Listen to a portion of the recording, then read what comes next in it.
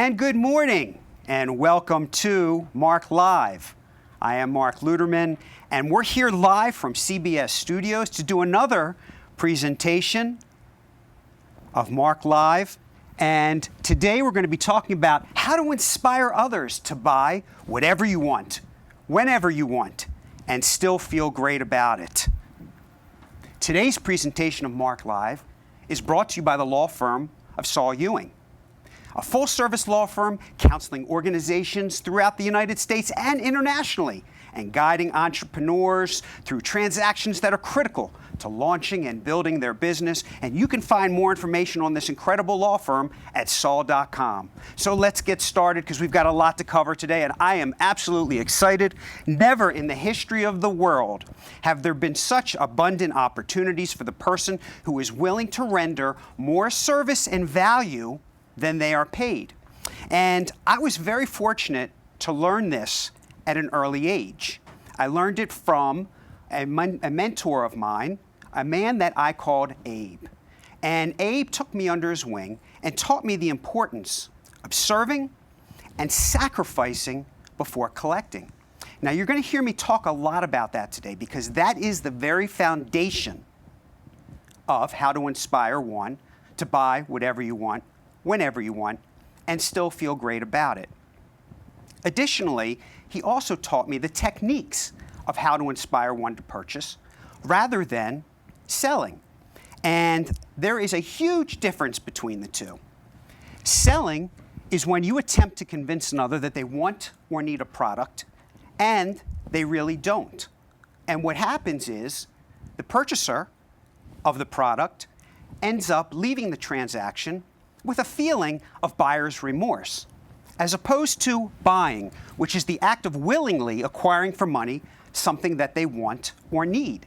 And the beautiful part of that is the buyer leaves the transaction feeling great about it. And this feeling great about it is going to be a constant theme throughout the entire presentation, because feeling great about it leads to a lifetime of wealth and prosperity. Now, companies are built by inspiring others, just like an artist inspires others with their paintings.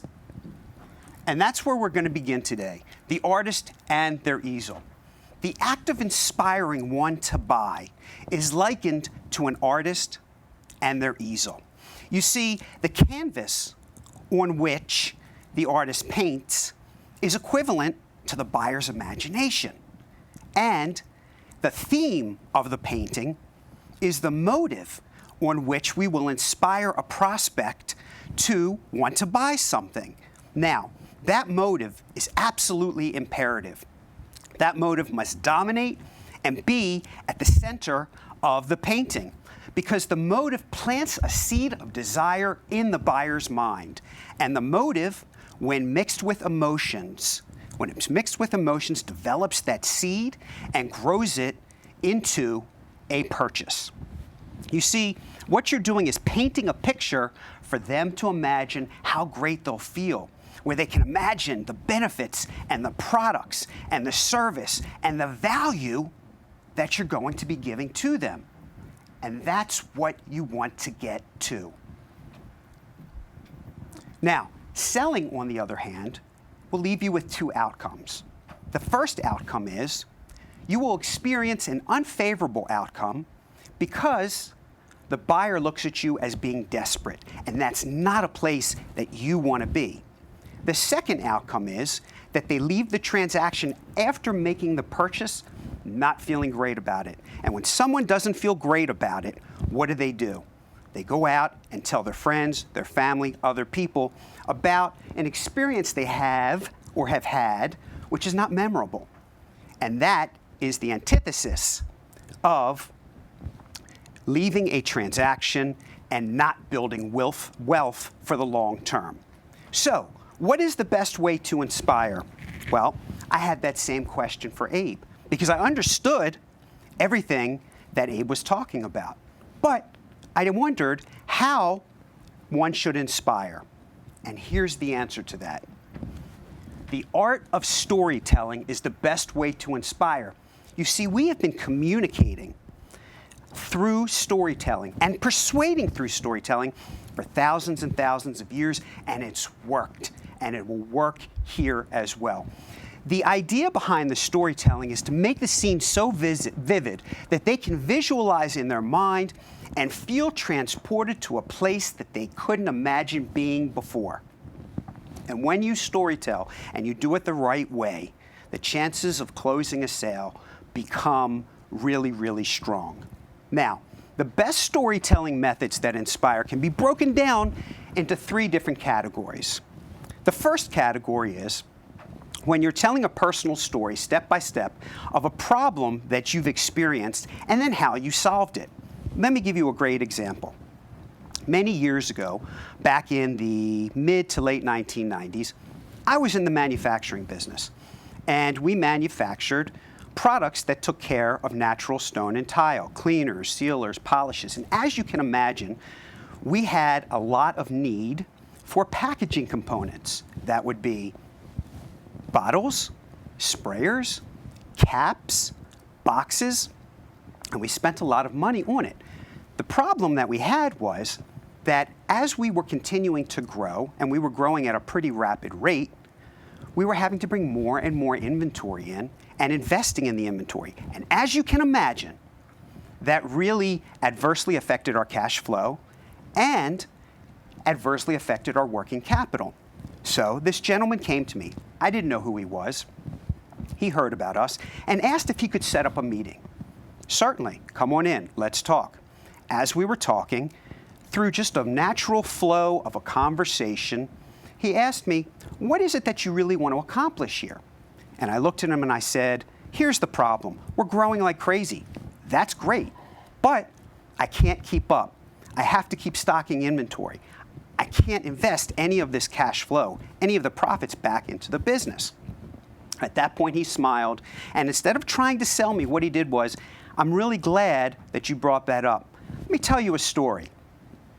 Not too long ago, I had a customer that had the same exact problem as you did. And they were growing like crazy, but they just couldn't afford to keep bringing in inventory and inventory and inventory. So here's what we did. I looked at them and said, hey, I'll bring the inventory in for you. I've got this really nice warehouse. I'll stock it. You're only about 20 minutes from me, so you'll be able to get the inventory the same day. And you'll pay me upon the release of the inventory. Now, the only thing that I ask for is, we'll add 15% to your normal investment. This will cover the cost of money that I have to lay out to buy this inventory. This will cover the cost of the people that I have to stock the inventory in the warehouse, as well as the storage costs. I'm just passing on the costs that I have to absorb. They loved it. So we started to work together, and would you know that in 1 year's time, they didn't need to do it anymore. They had recouped enough of their capital, so now they could go ahead and change the model from having me stock it to just sending me purchase orders. And that's what we do. That's the service we provide. That story resonated with me. I felt like I was transported to that place. That solved my problem.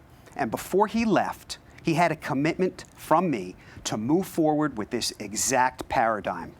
And interestingly enough, within 1 year's time, the same thing happened to me.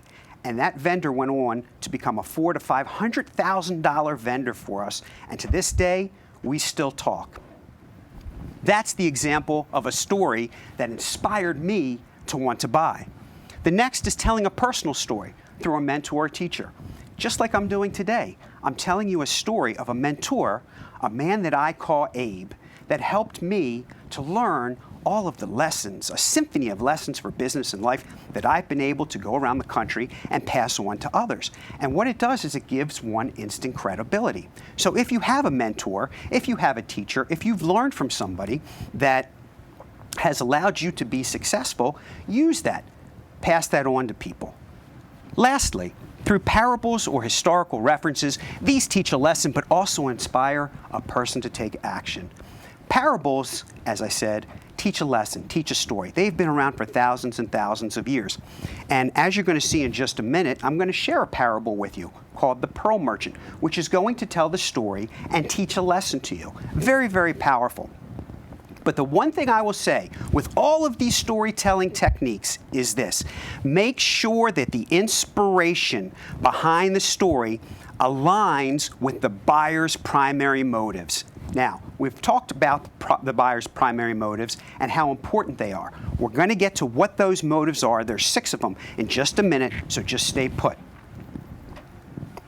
Okay, the pearl merchant. Now, before I tell you the story of the pearl merchant, I want to talk about something that's extremely important, and it's called the law of increasing returns, which must be adhered to make it possible to plant the seed of desire. And what the law of increasing returns is this: that you have to take the value and the benefits and make sure that they exceed what the client or the prospect is expecting. In other words, put the client, put the prospect first, because it's all about them. Make sure you serve and sacrifice before you collect. And when you do that, an inordinate amount of business will come back your way. You will create a situation where you will recoup many times more than you thought that you would recoup. That's the law of increasing returns. But it goes the same way, too, with what's called the law of decreasing returns. And the law of decreasing returns works the same way.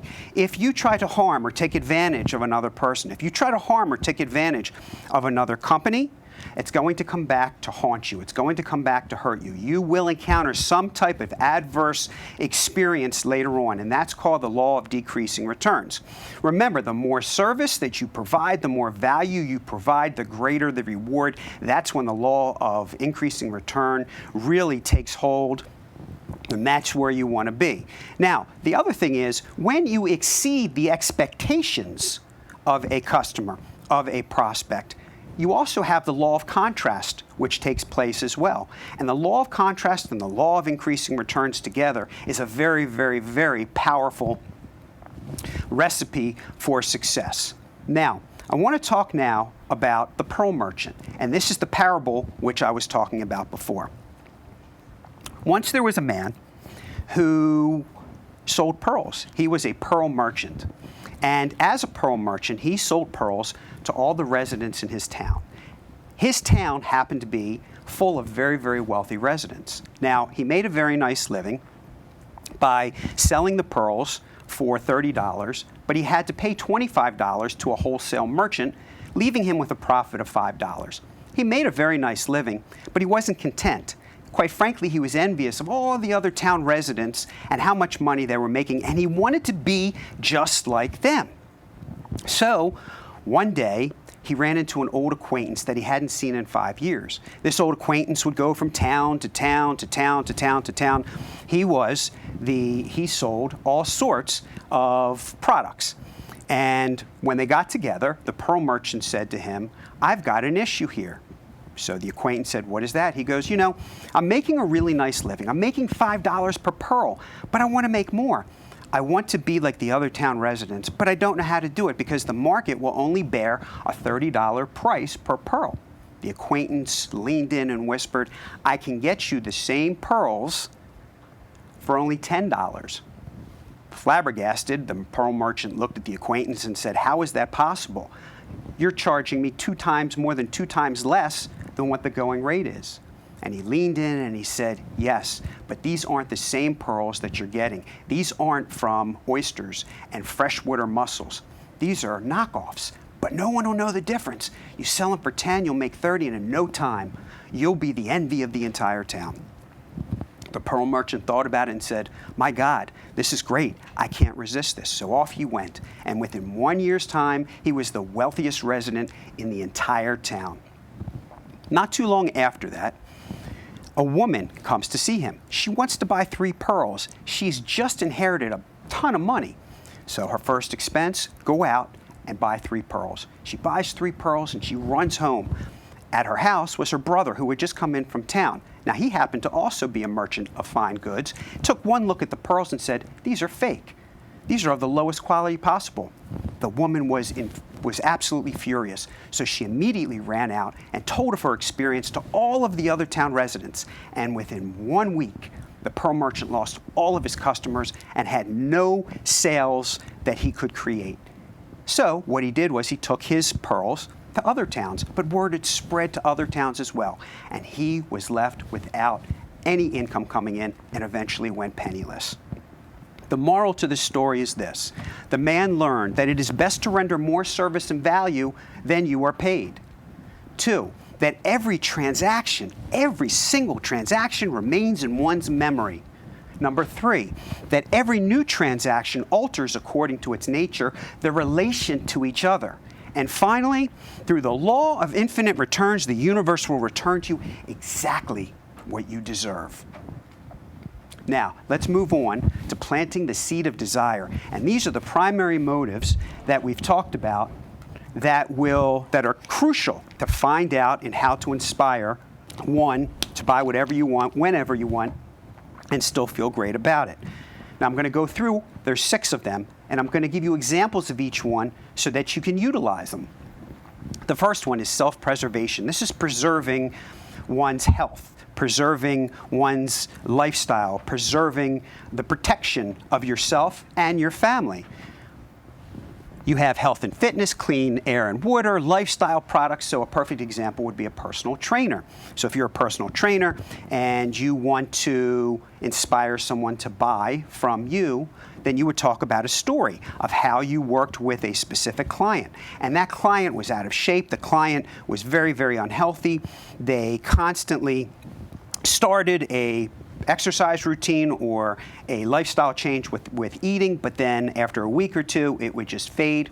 And so you have found out through this process that their primary motive is self-preservation. So then what you do is you talk about a story of how you helped one of your clients overcome that by being their coach, by being with them every step of the way, and how you created a plan that every week you would make sure that they followed. You created a level of accountability. And through this process, this particular person lost 23 pounds, their cholesterol went down by such and such amount, their bone density increased through the strength training that you did, etc., etc. That's telling a story, and what you're doing is transplanting that person into the client that he's speaking about.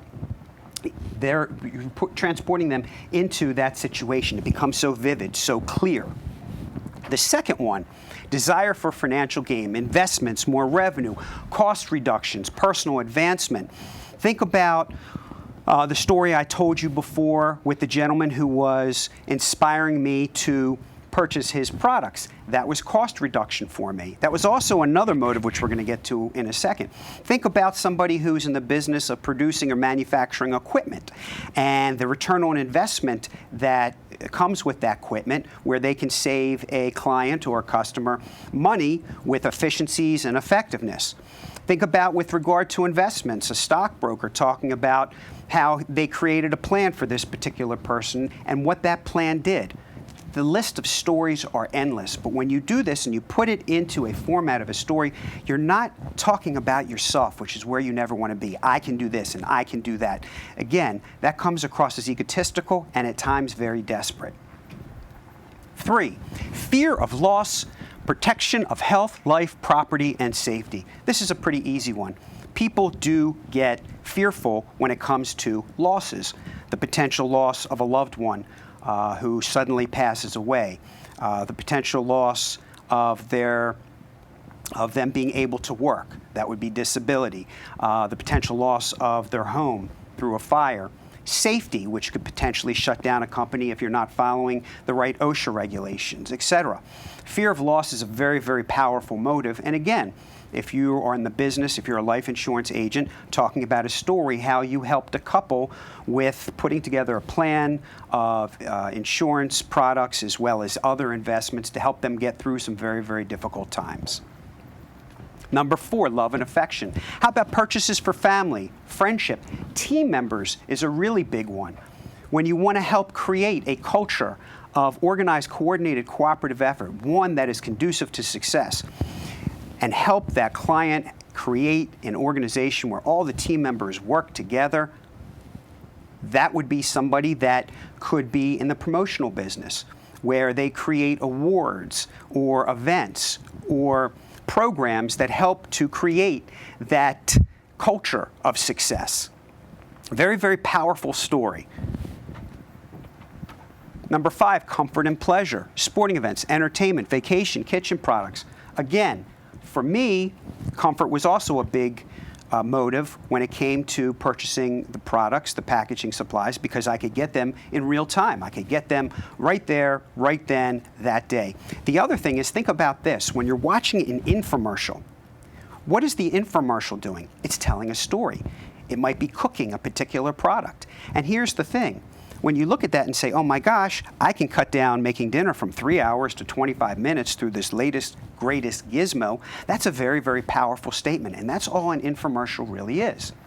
And finally, desire for power and fame, cars, homes, and charitable contributions. That's something people don't think about. But think about this. If you're asking somebody for a huge donation now, I'm sure that that person has every intention of wanting to help out that charitable organization. But when you're talking about sums of money of $100,000, $200,000, $300,000, whatever it is, power and fame does come into play. Because if you were to name a building after someone, if you were to name a wing after someone, if you were to attach their name where it would be there for years and years and years, you're creating a lasting legacy that will be there for generations and generations and generations. And that's a very, very powerful motive to talk to somebody when you're going out and asking them to donate or to, help out with a specific nonprofit organization. Okay. Now, emotions. I refer to this as nation's elixir because the world is controlled by positive and negative emotions. Now, I liken the emotions to the water and the sun that help the seed blossom into a beautiful flower. You can know the motive, you can tell the story, but without the right emotions, you won't succeed. The emotions are critical, and the emotions that we're talking about are enthusiasm, excitement, faith, gratitude, cheerfulness. All of these must be there, and they must be attached to the motive, because the two of them together are an extremely powerful concoction. So you must have the right emotions, positive emotions. Now, what's very, very important that most people don't think about is appearance and the power of thought impulses, and that is the role that your thoughts play in this entire transaction. So appearance, looking good, well-groomed, smiling, all of those are critical, very, very important. But your thoughts are equally as important, because think of it this way. Let's say you walk into a room and you're going to a specific meeting and you're feeling stressed, you're feeling angry. But you say, you know what, I'm going to fake it. I'm going to smile my way through this. I'm going to act as if I'm excited. I'm going to act as if I'm compassionate. Well, guess what? That doesn't work. People can tell, because those thoughts, without you even knowing, create different body language. You might hunch over. You might not be looking at someone. You might not be smiling as much. You just seem a little bit off. It's very important that you realize that. Don't ever think that you can fake your way through.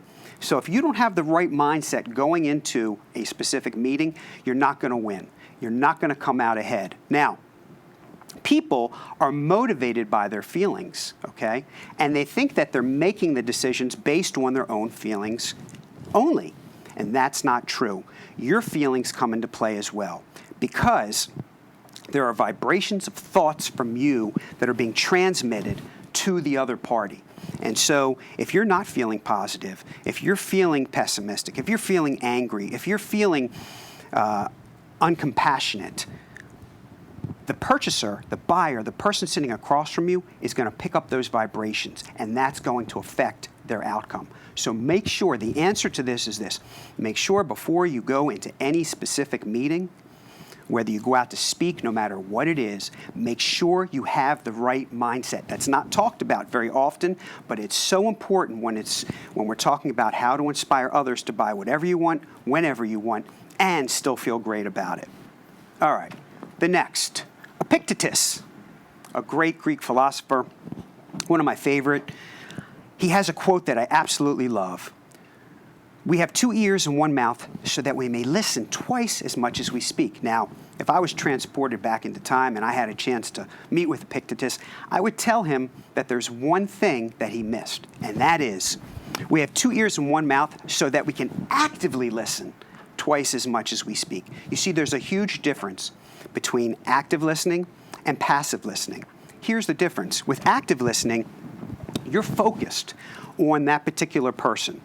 You're in the moment. You're staying in the present. You're listening to what they say. You're not thinking about or past events that have happened. You're not dwelling on those. You're not thinking about what you have to do later on in the day. You're not even thinking about what's the next thing that you're going to say. All of your focus is on what they're saying. And something magical happens when you actively listen.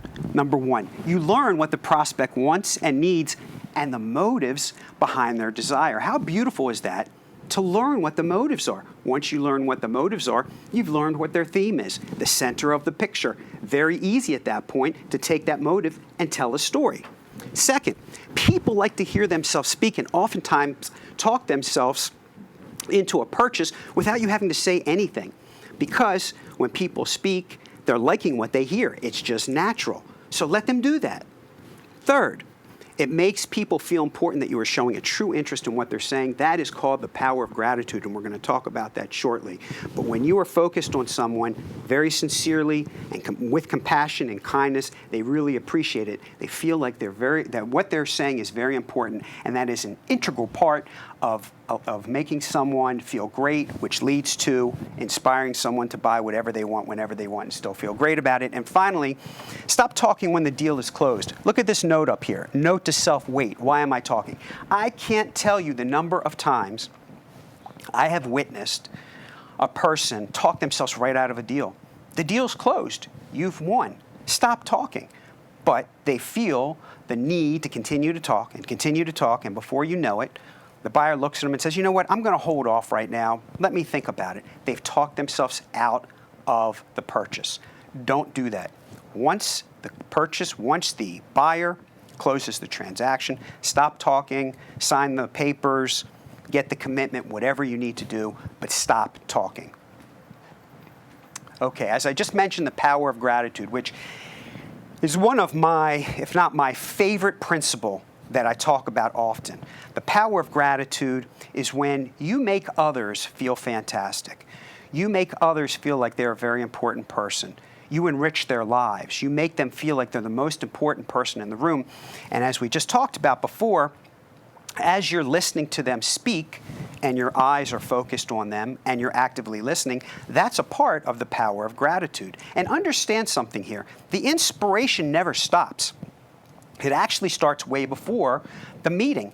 It starts when there's been a commitment on behalf of the potential customer to set up the meeting. You should be grateful that they've chosen you to come in on their time to talk about whatever product or service that you have that you want to inspire them about. So you want to be grateful right off the bat, because remember, there's lots of other companies in your industry that they could have chosen to come in and meet with. So that's where gratitude starts. Gratitude then moves on to the purchase. Once you get that purchase, that buyer commits, make sure that you follow up with a thank you note. And maybe with that thank you note, you send a gift card or something to show them how much you appreciate the fact that they brought you into the fold to be part of their company. Lastly, grateful for referrals. And this is a really important one. And if you have a pad and a pen, write this down. Always take care of the senders, not just the spenders. When someone sends you a referral, make sure that you send a thank you note along with some type of gift if you can, even a $25 gift card, no matter what it is. Make sure you send that, because that tells them how appreciative you are for the fact that they went out and they were thinking about you. And what do you think is going to happen when they go ahead and get that thank you from you with a little gift card? They're going to go out and they're going to tell more people and more people and more people. And now all of a sudden, you're creating a herd of customers who become ambassadors and cheerleaders for your company. And that's where building a lifetime of wealth and prosperity starts to take hold. I believe that the power of gratitude is the most effective business strategy. Quite frankly, I think it's the most effective life strategy in the entire world. You can never, ever, ever give out enough gratitude for the things that you have around you, for the people that you meet. It's very, very important. I use it every day in my life as much as I can. Okay, next. Whom the gods would destroy, they first make mad. This was a phrase spoken by Prometheus in Henry Wadsworth Longfellow's poem, The Mask of Pandora. And what this means is the following, that when you become mad, that's the first phase. The second phase is you've destroyed whatever transaction, whatever relationship, whatever it is, from being mad. You see, anger is a deadly emotion, and it is conducive with absolute failure. So, anger and statements of negativity, as I said, are the deadly enemies of inspiration. You never, ever, ever want to approach things in anger. If you're upset about something, better to remain silent. Self-control is absolutely critical. And the great thing about self-control is it's a secret weapon you have at your disposal at any time. You can pull it out of your pocket, and it's always there to help you. Now, with that, never belittle the so-called competition. Now, there's two things that I want to talk about here with regard to belittling the competition. The first thing is that, if you notice I have on there, the so-called competition. There is no such thing as competition. You may have others in your industry, but you only have really one competitor, and that's yourself. And the reason that I say that is this. If you put to use the principles that we've talked about today, and many others that I haven't talked about, such as the power of gratitude, enriching the lives of others, serving and sacrificing others before collecting. When you put all of these things to use, inspiring instead of selling, you don't have to worry about anybody else in your industry. All you have to worry about is yourself. And what you'll find is that all of the others in your industry will follow you. You'll always be in the lead. The second piece of this is when we talk about never belittling. That's the anger. You look small when you belittle someone else. Actually, you're belittling yourself. And it's the wrong approach to going out and inspiring someone to buy. If there is someone in your industry that you really don't like, and you may feel that they take advantage of others, and their products are terrible and their service is terrible, that's not up for you. That's not for you to talk about. In fact, if someone were to ask me, what do you think about XYZ company? All I would do is look at them and say, I've heard nice things about them. I don't know a lot about them, but I'm sure they're good people, and I'm sure their products are just fine, and I would leave it at that. But never, ever belittle the competition, and don't think by saying, well, I really don't want to say anything, that is good either, because that insinuates that there's something wrong. Don't do it. The other piece to that is this. If you belittle the competition, what do you think is going to happen? Most likely, it's going to get back to the other company, and you don't want that. You don't want to lose focus on what your primary goal is, and that's to be successful and to inspire that buyer to purchase whatever they want, whenever they want, and still feel great about it. I can tell you they won't feel great about it if you belittle the so-called competition. There is no upside to these tactics, none that I can think of. In fact, if someone can think of one, please email me because I'd love to know it. Kindness and compassion for others in your industry are much more effective traits to exhibit. You can never, ever go wrong with kindness and compassion. Kindness and compassion are sources of strength. It's the very essence of what leadership is built on. And I will tell you this, people look at me sometimes and say, wow, you're so kind and you're so compassionate. And one of the things that I let them know is never, ever, ever think that kindness and compassion are sources of weakness. They're not. They're sources of strength. And so you can never go wrong being kind and compassionate to others. Okay, conquering the deadly enemies of time. If you are in the business of going out and having to inspire clients to buy something, then you'll really appreciate this, because when we talk about conquering the deadly enemies of time, there are only so many hours in a day that we have, and time is our greatest asset. Once time is gone, we'll never be able to recoup it. And so making sure that we maximize our productivity every single day is very important. Qualifying a potential customer is one of these deadly enemies of time that people don't think about. And what's interesting is that lack of qualifying can lead to buckets of wasted time.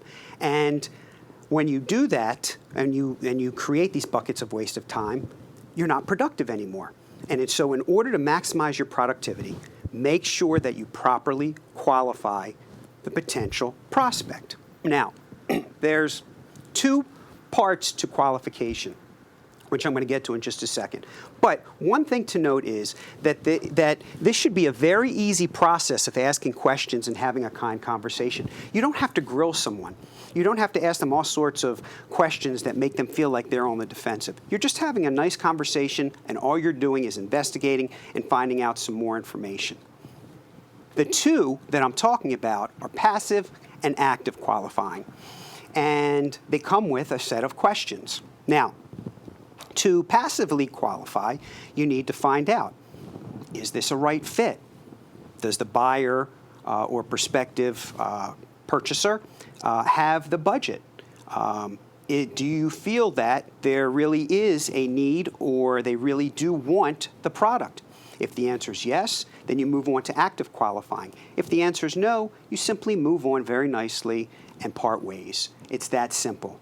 Now, let's get to active qualifying. Active qualifying digs a little bit deeper. What is the time process for making a decision? What is the budget that they have to spend on this? What are their requirements that they want from the person who is involved with this transaction? You can continue to ask as many as you want with regard to this, and the more information you get, the better. The best one, though, is to find out what their motive is. What is their motive behind moving forward? Again, once you have that motive, now you have the theme of the painting. You know where to go with your inspiration process. Proper preparation leads to prosperity. Don't ever lose a potential sale because you weren't properly prepared. That is the worst thing possible, where you go out and you come away with nothing. And on top of that, it was a complete waste of time because the respective buyer never had any intentions of purchasing the product. Okay, the art of closing. Now, with the art of closing, the first thing I want to talk about is passive control. What I mean by that is this. You should be in control of your meeting, but not to the point where you are dominating or being domineering of the meeting. Very passively. Because what ends up happening is you want to keep the prospect on the straight and narrow, on the path of the inspiration process. But too often, the other person may start talking about things that are innocuous, things that have no bearing on what you're there for. And once they defray that conversation, it's hard to get right back on that path.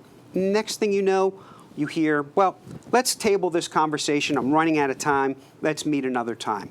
Passive control does the exact opposite. You're leading the person back in to the focus of why you're there. So make sure you keep an eye on that. Passively control the meeting. Second, what we say is very, very important. The terms that we use. I never use the term cost. To me, a cost is a utility bill, a maintenance bill, an insurance bill. Yet, an investment is something that is going to return something of value, of benefits. And that's what you are. You are a value. You are a benefit to this particular prospect. And so it's important to always use the word investment when price comes up. Okay? Much easier when inspiring versus selling. Quite frankly, I very rarely ever have to close. And that's because through the inspiration process, the closing's already taken place. Now, it does happen where you get to the end and you still have to close. But it makes it a heck of a lot easier rather than having to sell. And as you're selling and you're constantly pushing and pushing and pushing, you get to that close and now it seems desperate. The inspiration process takes all of that away. The transaction must be complete in your mind before reaching the finish line. Again, the mind is so important. See yourself finishing, okay? Those vibrations, those thought vibrations, they're very powerful. See yourself finishing, shaking the person's hand, knowing that when we're all said and done, we're going to have a relationship between yourself and the company, that person, whomever it is. And never hurry. Slow the process down. When you start to hurry, you look desperate. Slow the process down. Have the security, be secure in the fact that this is going to close, I'm going to enjoy the moment, but we're going to slow the whole process down. And again, you look secure in the way that you're presenting all of the information, and it doesn't seem like you're trying to rush to get out of there and get the sale done and then move on to the next sale. Okay. Why do objections happen? And then we're going to talk about anticipating and overcoming objections. Why do objections happen? They can happen for 5 reasons. Number one, you didn't properly qualify. We've talked about qualifying and how important that is. Number two, you didn't inspire. You tried to sell. Now you look desperate. Number three, you have the wrong mindset. You're not serving and sacrificing. Instead, it becomes all about you. Remember this. Anytime you go out and you're meeting with someone, it's all about them. What are the benefits and values and service that you can provide to them? Don't think about yourself. That comes later. Serving and sacrificing before collecting. Number four, lack of emotions and conviction. Remember what I said. Having the motive without emotions is empty. It doesn't work. So you need to have the emotions and the conviction and believe in the product or service that you are presenting to your prospective buyer. And lastly, prospect is indecisive and needs reassurance. Most people in this world are indecisive. They're not leaders. They're afraid to make decisions for fear of failure. And because of that, they have a hard time pulling the trigger. So you're there to reassure. And that's what objections are all about. It's really important to understand that objections are not a bad thing.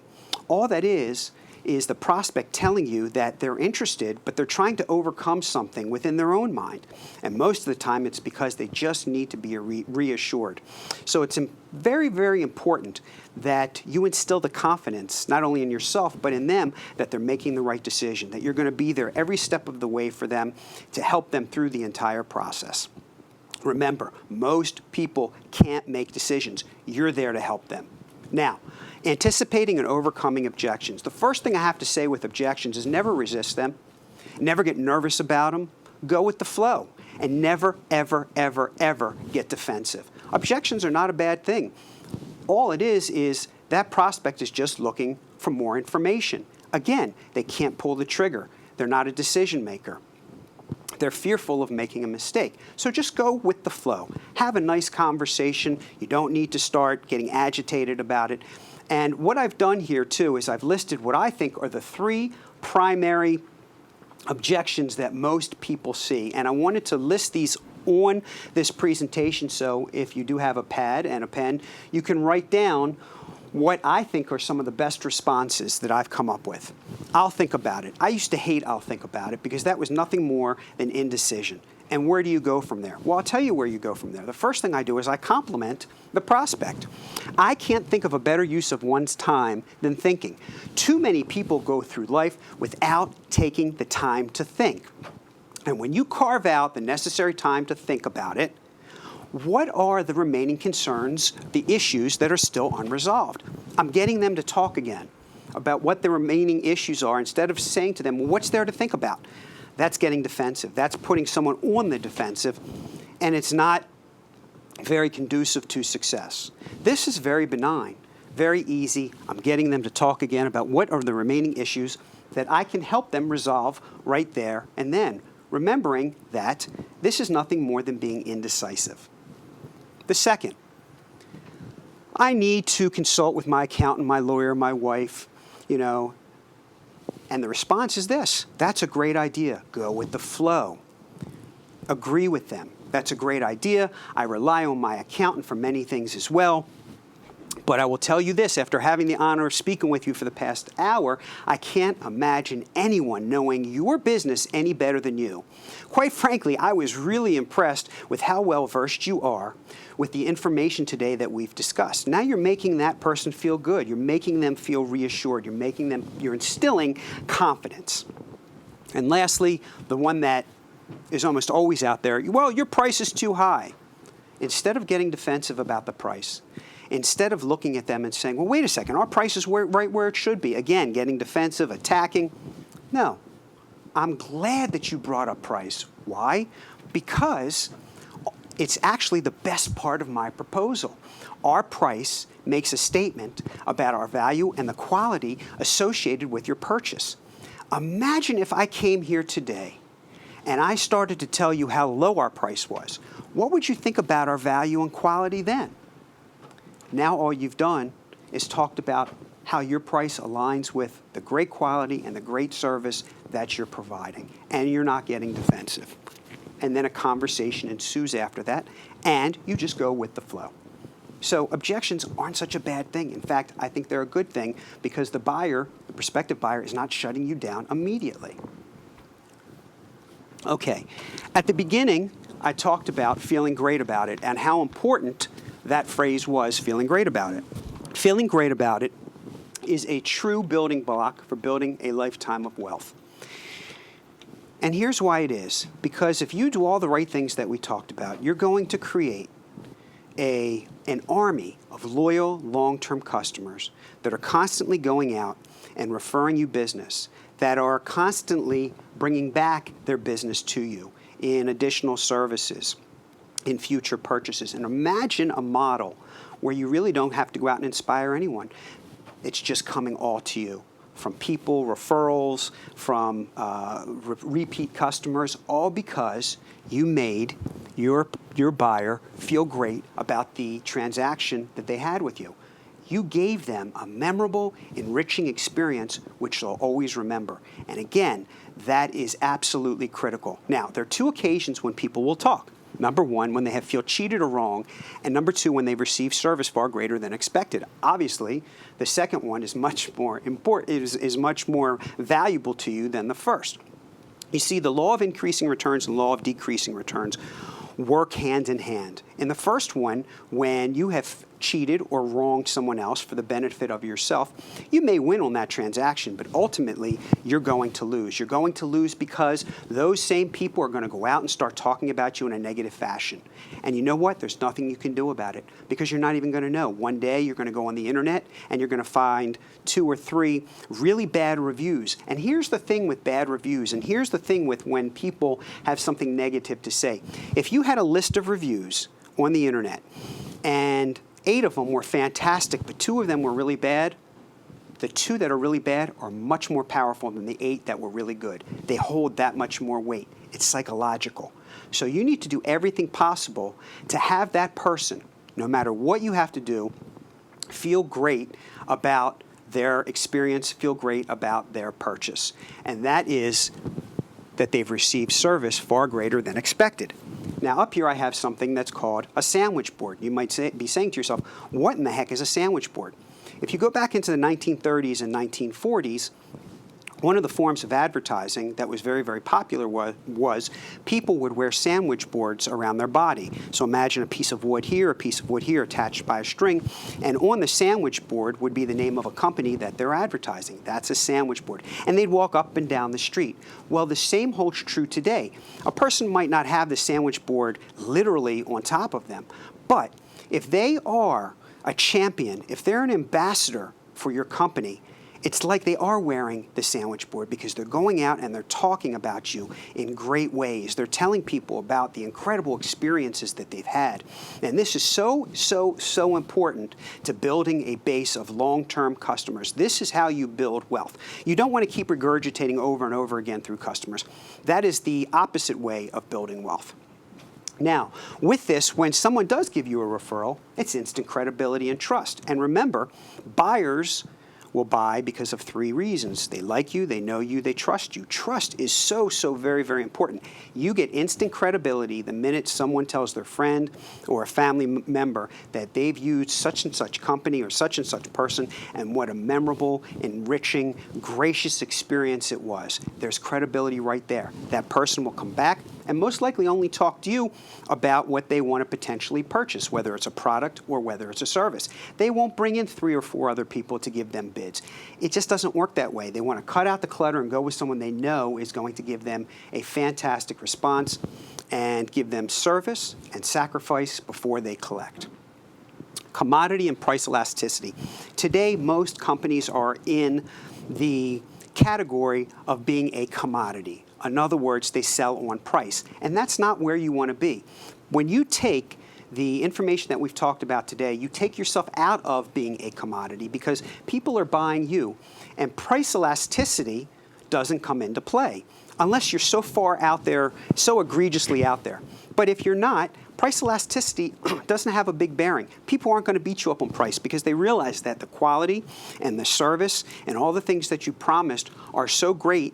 They want that experience. They don't want the hassle of having to deal with things that go wrong in the future. So you take yourself out of being a commodity, and that's a great place to be because, as I said, most people today sell on price.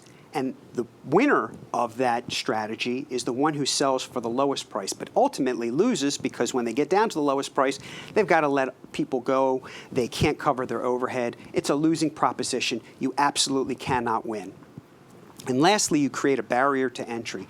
You have basically shut down any so-called competition coming in because you're so credible. People love working with you. There's no need to be worried about others coming in. And that barrier to entry is exactly what I was talking about before with competition. There's no such thing. The only competition is you. If you do all the things we've talked about today, if you do all the things that we talk about in Prosperity U, which is, we'll get to in a second, which is part of the Mark Luterman website, then you never, ever, ever have to worry about other people coming in and taking away from you a competitive share. Okay. Life will give you exactly what you want. Love this picture, one of my favorite pictures. Remember this, no more effort is required to aim high and dream big than it is to demand prosperity and abundance than it is to think about poverty and to think about hardship and to think about suffering. It takes the same energy. So why not take your mind to that of abundance? Why not take your mind to that of dreaming big? Set yourself goals, realistic goals, but high goals for yourself that you can go out and you can achieve. That's the way to accomplish what you want to get to in life, because at the end of the day, you want to leave a lasting legacy for generations to remember. And the only way to do that is to dream big, to have a plan, and then to go out and take the action steps necessary to accomplish that plan. So dream big, aim high, and demand abundance and prosperity. Think abundance, feel abundance, see abundance, hear abundance. And finally, what to do next. What to do next. This is my advice to you. Become part of the Prosperity U family. Join us and start your path to a lifetime of wealth. If you enjoyed today's presentation, if you got a lot out of this presentation, and I certainly hope you do, and you did, then you'll enjoy all the rest of the Mark Live productions as well. We do one of these a month, and we pick out a specific topic that will help you create a lifetime of wealth, that will put you on the path to success. But in addition to that, we also give you Mark's playbooks. Every single month you'll get a playbook, which is an ebook, on great topics such as conquering the deadly enemies of time, how to win by leading with enrichment and compassion. And in addition to that, you're going to get a video every single week as well, a 2-minute video which is going to teach you a lesson, usually in the form of a story, as we've talked about today, many of which are parables. You'll get motivational messages. You've got all types of free resources, books, classic books, where you can download them for free, audios of which I've done. You can get my Abe's Final Masterpiece for free just by downloading the audio. Everything is there for you to be successful. So just go to markluterman.com where you can access all of this information, and this presentation will be put up once more on demand for you to watch if you want to go back and watch, or if you know people who would like to watch it. Just give us a couple days and we'll have it back up on the homepage of the site. And finally, I'd be remiss if I didn't thank again our sponsor, Saul Ewing, the great Saul Ewing, a full-service law firm counseling organizations throughout the United States and internationally and guiding entrepreneurs through transactions that are critical to launching and building their businesses. Go to Saul.com, look them up. They're an amazing law firm. I highly recommend them. I thank you so much for being here today. This was a phenomenal experience. I hope you enjoyed the presentation, and I want to wish every single one of you the most health, happiness, and prosperity.